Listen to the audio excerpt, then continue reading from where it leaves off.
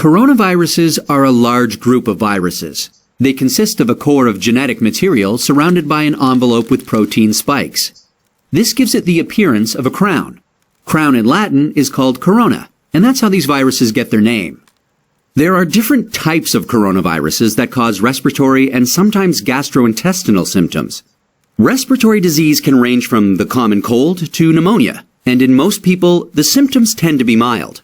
However, there are some types of coronaviruses that can cause severe disease. These include the severe acute respiratory syndrome coronavirus, first identified in China in 2003, and the Middle East respiratory syndrome coronavirus that was first identified in Saudi Arabia in 2012. The 2019 novel coronavirus was first identified in China. It initially occurred in a group of people with pneumonia who'd been associated with a seafood and live animal market in the city of Wuhan. The disease has since spread from those who were sick to others, including family members and healthcare staff. There are many cases at present, and the disease has spread within China and also to a number of other countries. So, where did the virus come from?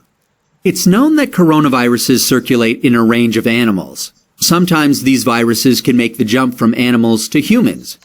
This is called a spillover, and could be due to a range of factors such as mutations in the virus or increased contact between humans and animals. For example, MERS-CoV is known to be transmitted from camels and SARS-CoV from civet cats.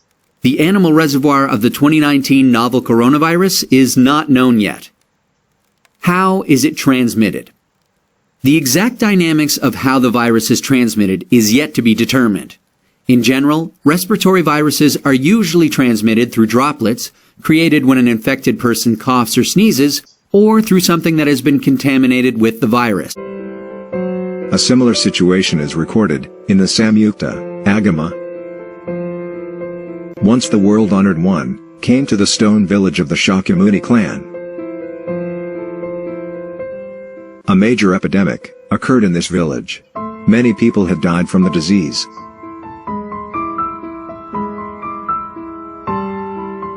At that time, men and women of all ages, and all sick people in the village, gathered before the world-honored one. They introduced their own names, and vowed to take refuge in the three jewels.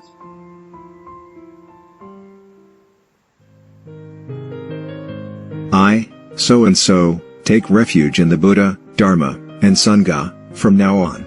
I, myself vow to take refuge, to become a disciple of the three jewels.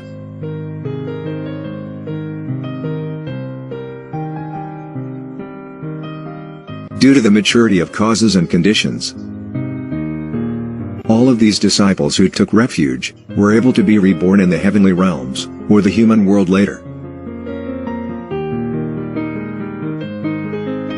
Many contemporary masters and prominent Buddhist figures will ask their disciples to chant this sutra, recite that mantra, or carry out various kinds of Buddhist services these days. However, at this time, we should have instead calmed down and pondered.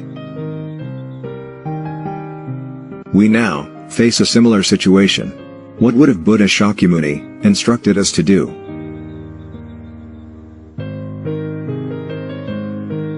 Firstly, one must take refuge in the three jewels. Our mind must dwell steadfastly in the three jewels. Secondly, one must strive to cultivate the Buddha Dharma to allow oneself to attain the 4 pairs and 8 categories.